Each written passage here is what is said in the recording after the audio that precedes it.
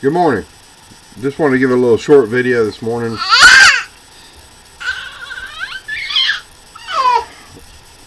This is AR500 steel. It's rated to stop 6 rounds of 7.62 by 51. M80 ball, federal.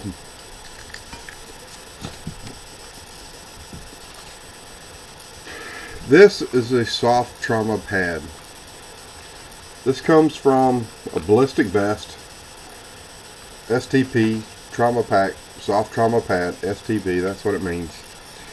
There's a guy on YouTube thinking that these are bulletproof. They're not.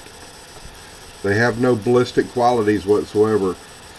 Yes, they're made out of Kevlar, but they're not going to stop a bullet. They're not rated to stop any bullets whatsoever. Their job is to lessen the trauma by slowing the bullet down before it hits the bulletproof vest. It's the bulletproof vest job to capture the bullet, to stop the bullet. There's a guy on YouTube that thinks these are cheap, poor man's bulletproof vests, and they're not. They cost about $30 to $40 from just about every manufacturer out there. That's what they sell them for. They're not ballistic panels.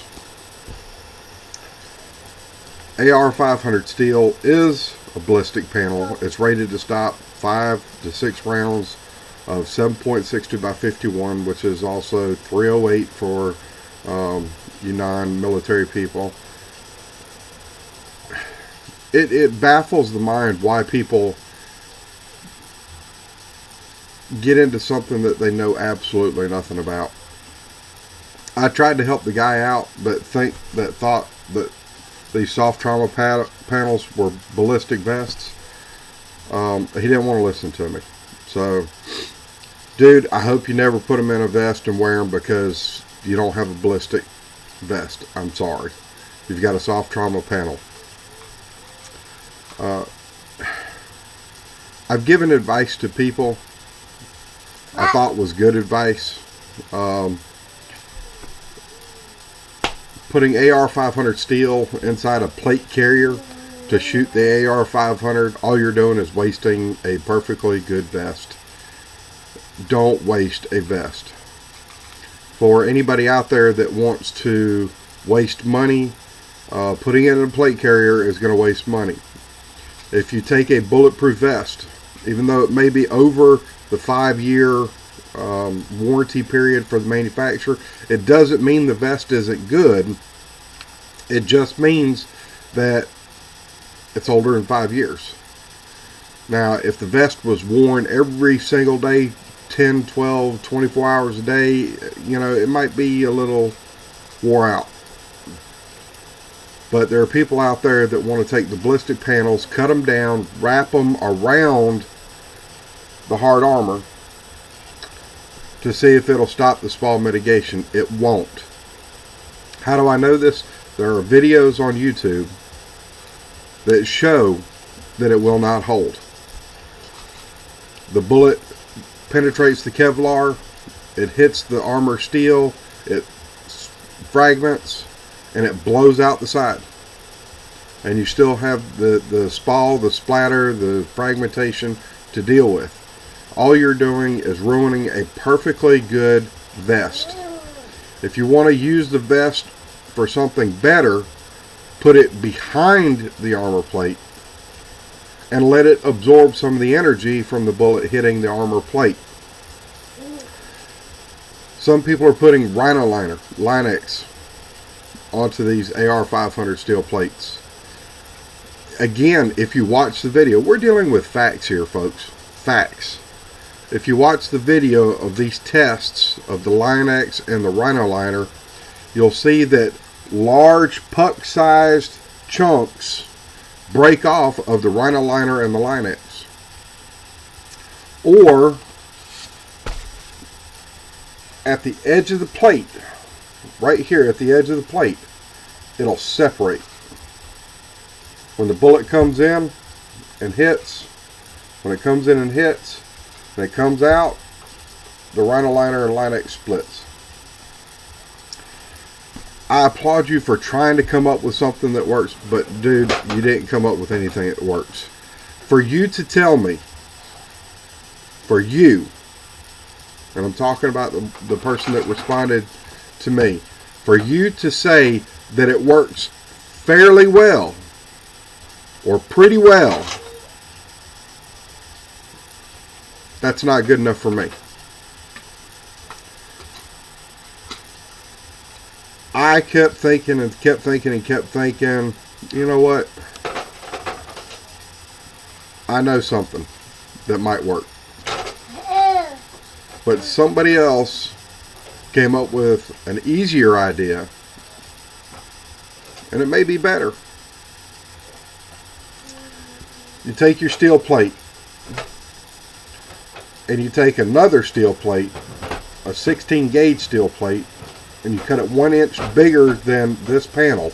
This is a 6x8, so you would actually cut it 6x9, okay, or 8x10. That way you can get a full inch wrap around on the back. I would cut it 8x10, and you wrap it on top of this plate. And what that steel plate does is it catches all the fragmentation from hitting the plate. When it goes out, when it goes to the edges, it'll catch it and it'll hold it securely because you're able to wrap the steel around the plate from the front side to the back side, and there's no way for it to escape. Now, the preliminary test that I saw captured about 98-99% of the spall.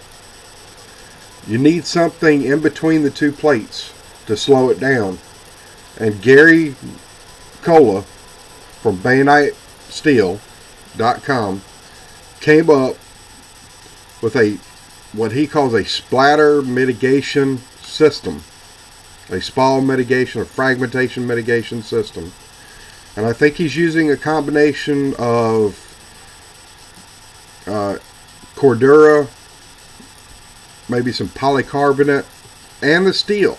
He's using the steel too, because you have to be able to wrap the edge of the plate and be able to hold the system on, to hold the system in place.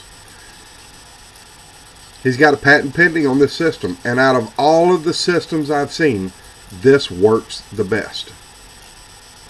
I've seen the hard armor plate, not this one, but the front panel, the regular, cut out for the front panel, the 10x12. I've seen it put inside a box for testing. Don't put it in an armor plate carrier vest. All you're going to do is waste a perfectly good vest. But you put the steel on top of the plate, put it in a box. I've seen it shot directly in the middle, and it catches 98-99% of the fragmentation. Here again, folks, there's two reasons for this video. One, I hate when people get out there and think that they know what they're talking about and they have no idea what they're talking about.